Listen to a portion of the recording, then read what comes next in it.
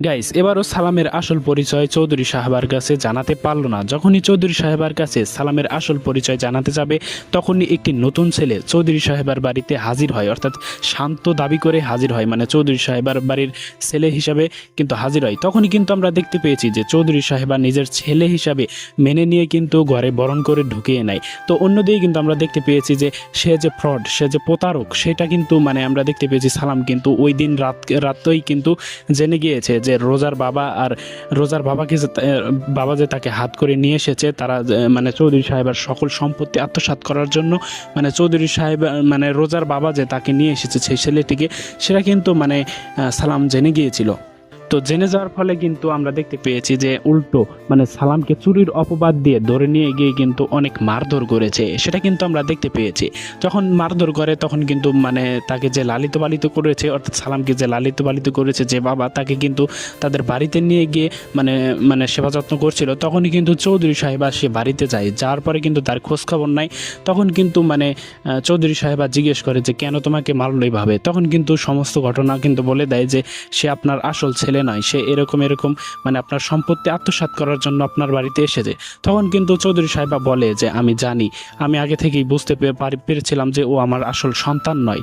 তো তখন কিন্তু মানে আর কি সালাম জিজ্ঞেস করে তাহলে তাকে বাড়ি থেকে বের করে দেননি কেন। তখন কিন্তু সে বলে যে একের পর এক কিন্তু ওকে যদি আমি বার করে দিই তারপর আরেকজন আসবে, তারপরে আরেকজন আসবে, এর জন্য কিন্তু তার এটার শেষ দেখার জন্যই কিন্তু এখনই কিছু বলেনি।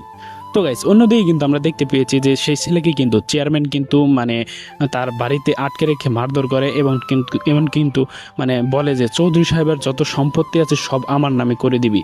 তখন কিন্তু আমরা এটা দেখতে পেয়েছি। তো গাইস, এখন আমরা মূল কথা বলি যে পরবর্তী পর্বে বা পরবর্তীতে আপনারা কবে দেখতে পারবেন বা পরবর্তী পর্বে কি হতে চলেছে, পরবর্তীতেই কি তাহলে আমরা সালামের আসল পরিচয় মানে চৌধুরী সাহেবা জানতে পারবে কিনা, সেটা কি আমরা দেখতে পারবো মানে 6 নম্বর পর্বে।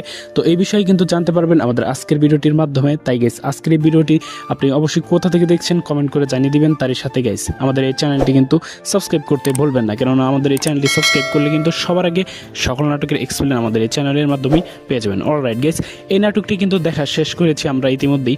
তো গাইস, এই নাটকের মধ্যে কিন্তু আমরা মানে এই নাটকে কিন্তু আমরা আরও অনেক কাহিনী মানে আমরা দেখেছি। তো সবগুলো এক্সপ্লেন না করি, এখন আমরা পরবর্তী পর্ব নিয়ে কথা বলি, মানে পরবর্তী 6 নম্বর পর্ব নিয়ে কথা বলি যে পরবর্তী 6 নম্বর পর্বটা আপনারা কী করলে এক্স্যাক্টলি দেখতে পারবেন। গাইস, আজকের যেহেতু আমরা এই মানে আজকে শুক্রবার মানে 20 তারিখ, যেহেতু আমরা এই নাটকের 5 নম্বর পর্বটি দেখতে পেরেছি, সেই ধারাবাহিকতায় কিন্তু আগামী শুক্রবার, অর্থাৎ আগামী শুক্রবার ঠিক বিকাল 3টার সময় ইগল ইসলামিক নাটক ইউটিউব চ্যানেলের মাধ্যমে কিন্তু আমরা মানে এই নিজে চাকর নিজেই মুটিম নাটকের 6 নম্বর পর্বটি কিন্তু দেখতে পারবো। তো গাইস, এখন আমি বলি যে পরবর্তী পর্বটিতে কি তাহলে আমরা মানে যে সালাম যে তার চৌধুরী সাহেবের আসল ছেলে, সেটা কি চৌধুরী সাহেবা জানতে পারবে কিনা। তো গাইস, আগামী পর্বটি কিন্তু আমরা মানে যে যতটুকু লাস্টের সিন দেখেছি, এতে কিন্তু আমরা আমাদের মনে হয় না যে পরবর্তী 6 নম্বর পর্বেও চৌধুরী সাহেবা জানতে পারবে যে মানে সালাম ওই যে তার একমাত্র ছেলে।